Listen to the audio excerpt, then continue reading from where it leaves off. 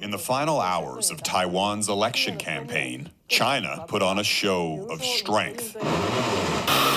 Military exercises just north of the self-governing island. China also launched a rocket through Taiwan's airspace, prompting the government to issue an alert about a possible incoming strike. In between Taiwan and China.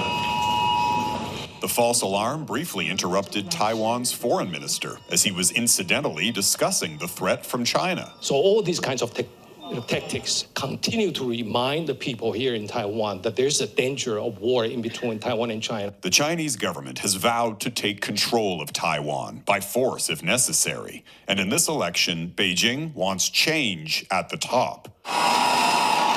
The Democratic Progressive Party is seeking an unprecedented third term after 8 years in power. The DPP rejects the Chinese Communist Party and wants greater independence and relations with the West.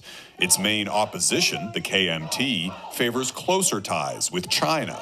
Opinion polls suggest the race is close. So this election is so important right now. These Taiwanese Canadians say the choice is stark. Do you want to choose the freedom, democracy, or authoritarian? Polls show the vast majority of Taiwanese want democracy and oppose joining China. Support for the opposition KMT party has less to do with its pro-China policies and more with the cost of living. Rising inequality, rising housing costs, and inflation. This campaign has seen all three leading candidates embrace Taiwan's so-called status quo, the delicate balance of protecting its democracy while avoiding a conflict with China. The question is, how do we go about it? How can we continue to maintain our way of life? We've seen what happened to Hong Kong, and a lot of people really don't want to be in that position.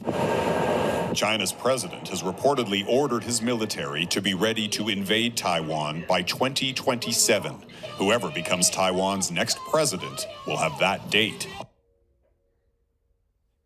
Behold, speak thou in the ears of thy people the words of prophecy which I will put in thy mouth, saith the Lord, and cause them to be written in paper, for they are faithful and true.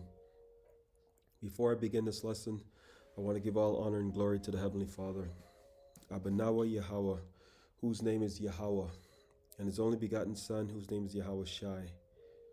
Shalom to the elect of Israel, all 12 tribes that are scattered abroad, the tabernacle of David. Much respect to the brothers who are out there pushing this gospel in truth and sincerity, making their body a living sacrifice for the second coming of our Lord and Savior, YAHAWASHI HaMashiach. Shalom to all the sincere listeners out there. Just want to thank the Most High for putting the Spirit upon me to do this lesson. This lesson will be quick and to the point. It's going into the Taiwan. Taiwan just says the DPP, the party, the party, the Democratic Party of Taiwan, they're the ones who won the election. And that is a big blow for China because China vows to take action.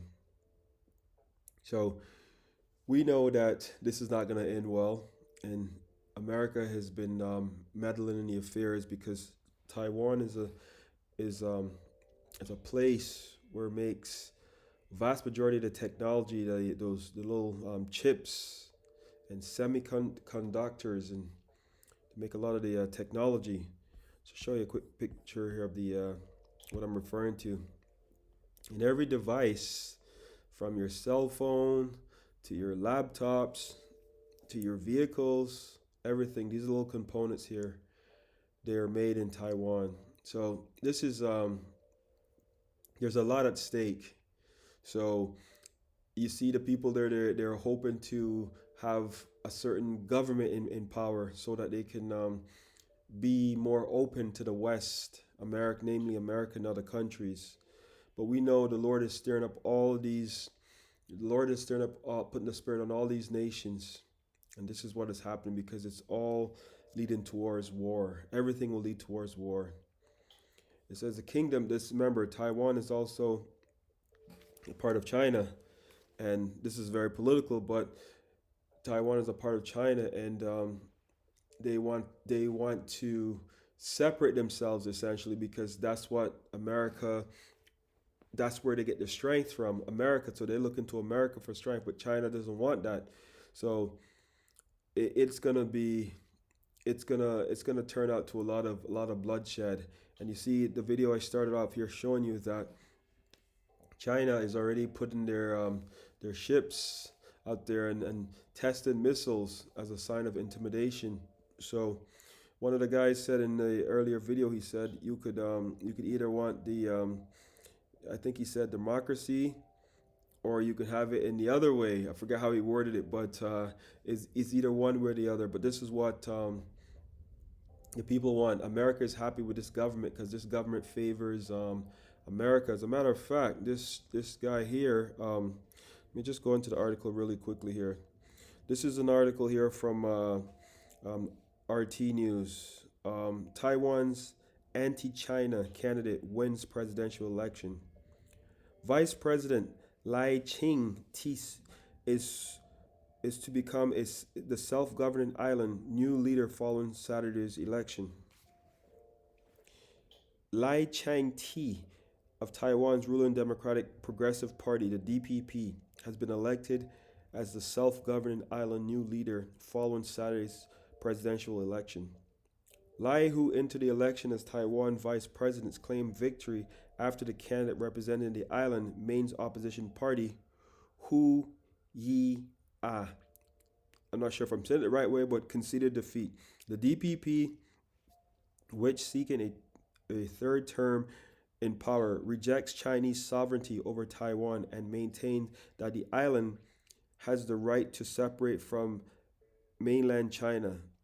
Lai has said he is determined to preserve peace across Taiwan Strait, but has called for boosting the self-governing territory defenses to ward off possible threats from Beijing.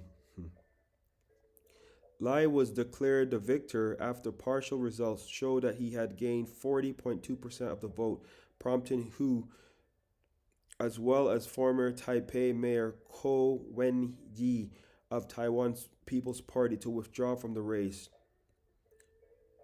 Okay, so incumbent Taiwanese President Tsai Ing-wen is constitutionally prohibited from seeking a third term in office. Salaki. Every vote is valued, as this is Taiwan's hard-earned democracy. Lai said in the southern city of Taiwan on Saturday before casting his vote, according to Reuters. The Chinese government has described Lai as a separatist and has rejected calls for talks over Taiwan's future. His rival Hao has accused Lai of supporting Taiwanese independence, while Lai claims that Hao holds pro-Beijing positions, which Hao denies. So, essentially, one is in favor of the West and its democracy. The other one is in favor of China and its policies. So Ko, whose Taiwan People's Party has appealed the island's youth vote since it was established in 2019, has focused more on domestic issues such as housing costs. However, while he has said he wants to re-engage with China, he has stressed that he cannot infringe on Taiwan's own democratic goals.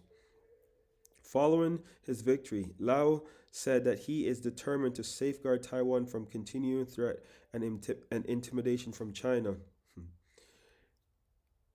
and said he intends to maintain the current status quo in Taiwan Strait. He added that his administration will use dialogue to replace confrontation in its diplomacy with Beijing, which had warned voters against supporting Lau. However, Lau also said that the DPP did not hold on to a majority of the legislative Yang, Taiwan's unicameral parliament, where 113 seats were being contested in a separate vote. The election have told us that the people expect an effective government as well as strong checks and balances, he said, adding that we fully understand and respect these opinions from the public. The parliamentary balance, which could potentially hinder the new government's ability to pass legislation, means that Taipei must form a political reality based on communication and cooperation, Lau says. He added that he would study and evaluate the policies of the defeated electoral opponents. So there's 1 second here. Let me just bring something out really quick here. Escape from that.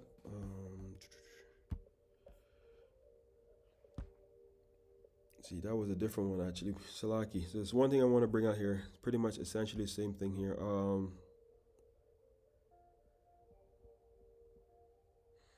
Bear with me for 1 second. Okay, here we go. This gentleman here, the president of Taiwan now live, he says this is the point. Harvard grad who irritated the White House. Right? So, also known by his English name, William Lau, a former doctor and a Harvard graduate. So he's been educated in Harvard in America. Became a lawmaker in 1998, represented the southern city of Tainan. He was then elected as mayor of the city in 2010 for 2 terms. 7 years later, he was appointed prime minister in President Tsai Ing-wen government. In 2020, the veteran politician was sworn in as vice president. When Tsai won a second term, he will be inaugurated as president in May. He vowed to strengthen the island defenses and continue building ties with other democracies. This is where I want to get to. Apparently referring to the U.S. and Japan. Lai stirred controversy in July of 2023 when he said he hoped that Taiwan's president would one day be able to enter the White House. Former White House China official Dennis Wilder said the administration in Washington, D.C. was very anxious over the politician. Top Taiwanese politicians are barred from making official visits to Washington in 2020. In 2020, Lau, then vice president-elect, made a personal trip to the U.S. So you're seeing here, top Taiwanese politicians are barred from making official visits to Washington. In 2020, Lau, then he was the vice president, made a personal trip to the U.S. This made him the highest-ranking Taiwanese politician to visit the American capital. After he was inaugurated as vice president, he conducted only stopovers in 2022 and 2023. Last August, Beijing branded Lau as a troublemaker, so they don't approve of him. Obviously, the West does, but the East doesn't. True and true. His arrival in the United States prompted a statement that the act seriously violates the One China principles. Beijing opposes any official exchange between U.S. and Taiwan. Washington formally recognized as the One China principle, which states that Taiwan is part of China. And this is the whole point. However, Washington has maintained informal diplomatic ties with Taipei in addition to supplying its weaponry. China has put sanctions on Lei's vice president-elect Heso B. Kim, who previously served as a de facto envoy to the United States. Taiwan is already an independent nation. Lai will bring Taiwan farther and further away from peace and prosperity and closer to war and decay, China's Taiwan Affairs Office said on Thursday. Lai comes from a far more radical wing of the ruling party. In 2017, he incensed mainland authorities by telling Taiwan parliament that he is a pragmatic worker for Taiwan independence. Nonetheless, he has ruled out declaring independence during his tenure. I would like to reiterate that Taiwan is already an independent and sovereign nation, and thus we do not have a need to further declare Taiwan's independence, Lau said in January. According to the Focus Taiwan, the Russian Foreign Ministry reacted to the elections with a warning about any use of the vote to put pressure on Beijing and to shake up the situation in the Taiwan Strait and in the region, describing such activity as counterproductive and deserving of condemnation from the international community. So that's, I know that was a bit to get through here, but that's going to stir up a lot of things, because already you're seeing what is happening, that obviously China is not very impressed. Now I have a quick little video here to show you really quick as well. This one here. I don't know why this isn't getting more coverage. The economic and political impacts of this would be nothing short of world-changing. Last week, China's President Xi told Biden he plans to recapture Taiwan by any means necessary, confirmed by NBC and multiple reputable news sources. And Biden has vowed U.S. forces would defend Taiwan in the event of a Chinese invasion. I don't have to tell you this, but a conflict between the two world superpowers would have massive economic and political ramifications. Taiwan was once part of China, but gained independence in 1949 and then democratized in 1987. This democratization was during the late years of the Cold War, and it infuriated communist countries of China and Russia, but elated the United States, setting the stage for ongoing tensions over Taiwan. And Taiwan's per capita GDP growth has exploded since becoming a democracy in 1987, further infuriating China. What's driven their economic success? Most recently, semiconductors. You know, the chips that drive everything technology-oriented, phones, cars, military equipment,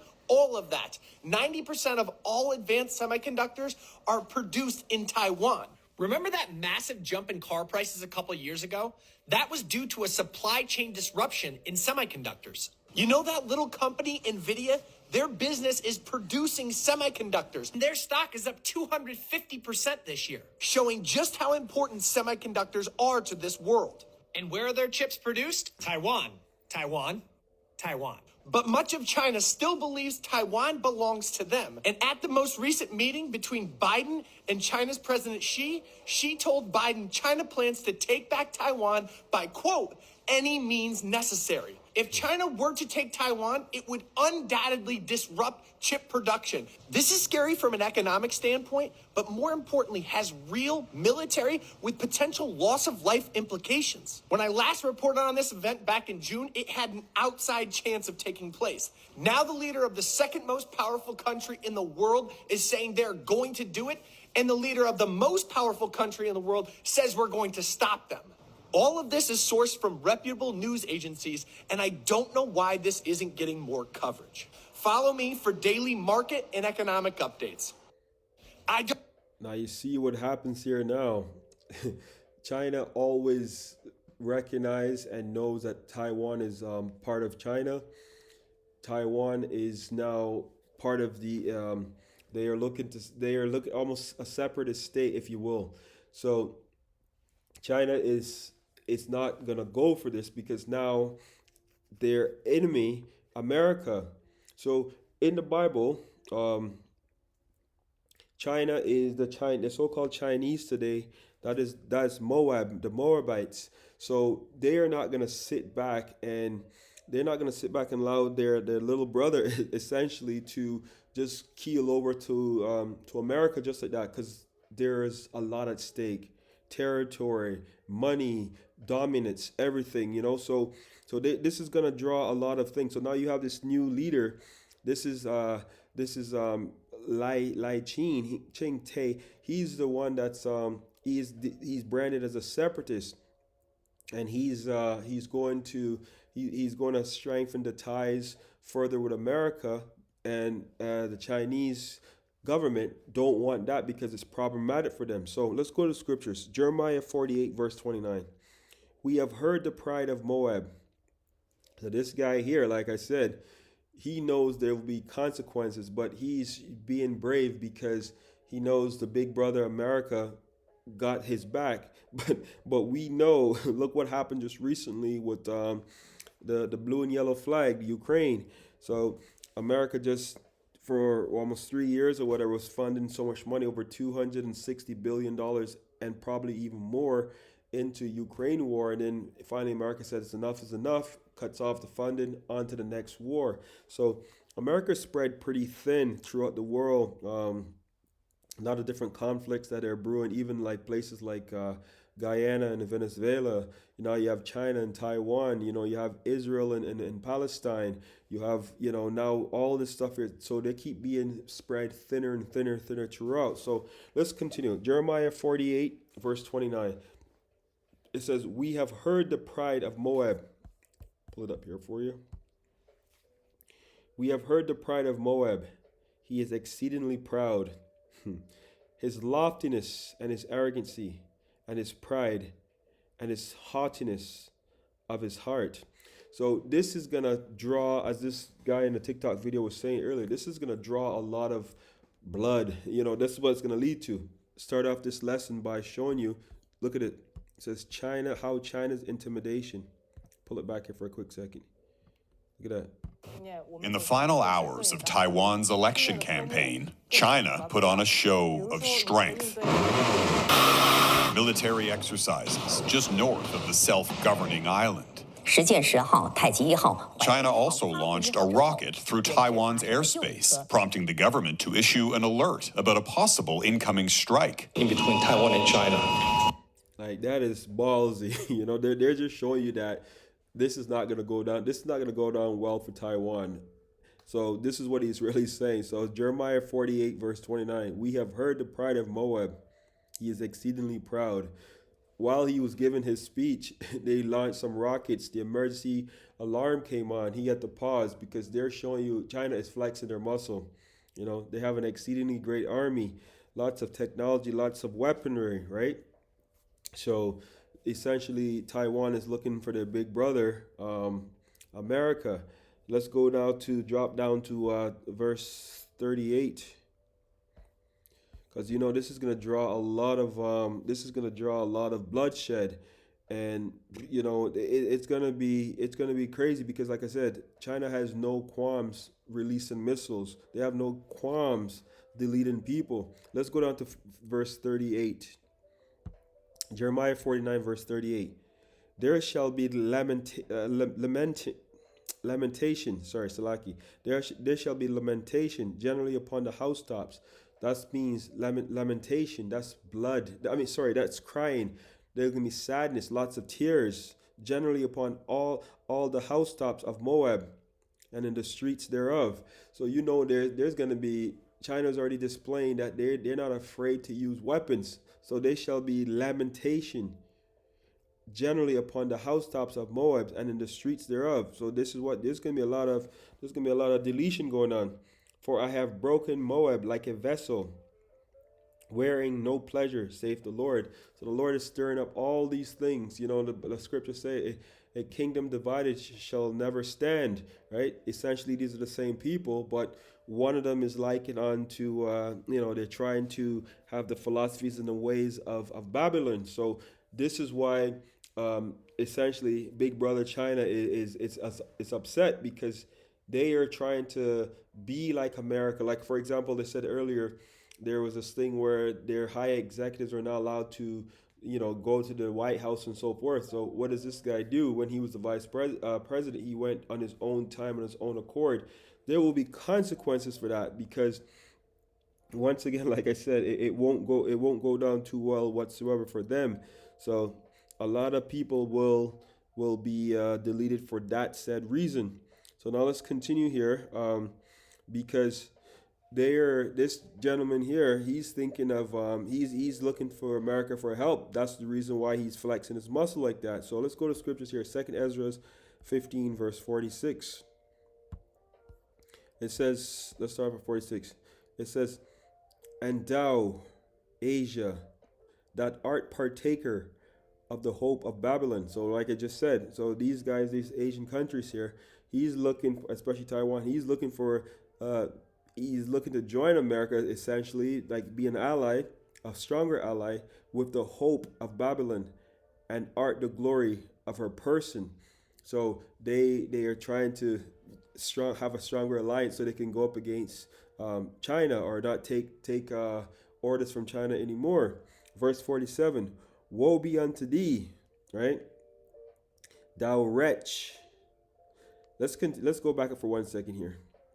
So when you look at this whole setup here, and I showed you earlier, this whole China Taiwan, the region. The China is essentially like a warehouse system for Babylon and the world. Look into your household. Every little device, every little nook and cranny, these small little objects, everything. It says you look at it, toys, everything, furniture, electronics, everything made in China, made in China. So it's essentially a warehouse for Babylon and the world. That's how really made America rich, because America outsourced a lot of their products, and then China produces a lot of cheap products, especially for America and around the world.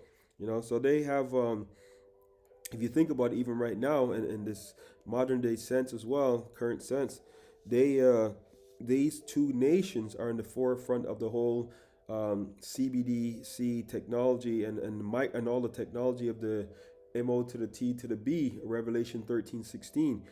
So essentially it's really two sides of the same coin if you really think about it, right? So let's verse 47. Woe be unto thee, thou wretch, because thou have made thyself like unto her. See, all these nations have drank, like this guy was talking about democracy. So all these nations have drank the Kool-Aid, they have drank the wine, so to be like America. It says, woe be unto thee, thou wretch, because thou hast made thyself like unto her, and hast decked thy daughters in whoredom. See, you're seeing it right now. See, this they're all infused with this whole idea of a form of capitalism.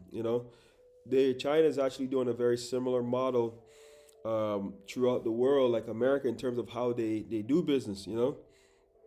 So the lovers are all these other nations that partake in the system, right? Because even in the Revelation 18th chapter, it talks about all the nations, how they got rich off of her. But that's why I said even China made a lot of money off of America because of all these cheap merchandises that they outsource. Essentially, if you were supposed to pay an American to make some of the products there, these products would be 10 times more the cost. So they get a lot of cheap labor, cheap products from China, essentially. That's why. So it says, woe be unto thee, thou wretch, because thou hast made thyself like unto her, and hast decked thy daughters in whoredom, that they might please and glory in thy lovers, which have always desired to commit whoredom with thee. Yeah, so they always want to be like the Americans, right? Verse 48, thou hast followed her, and hast hated in all her works and inventions. Therefore, saith YAHAWAH. You see, so all these nations, they're all in bed with the whore, starting with, the Ammon, Edom, Moab, they're all in their Elam, they're all in bed together. Verse 49, I will send plagues upon thee, widowhood, poverty, famine, sword, and pestilence, to waste thy houses with destruction and death. And that is what's going to happen. The fact that Taiwan is pretty much saying, forget you, China, we're going to the United States, that is what you're going to see a lot of the calamity, the death, and the destruction, because that's what it's going to lead to. But just want to do a quick lesson. That was it. I just want to say, in case I forgot to say, double honors to the elders, the bishops, the apostles, the great millstone, the one who taught me the truth according to the Bible. To water Yahawah, BAHASHAM, YAHAWASHI, for giving me inspiration to do this lesson. Shalom to the elect of Israel, the tabernacle of David that are scattered abroad. Shalom. Until next time, Israel. Shalom. Lord's willing. Shalom.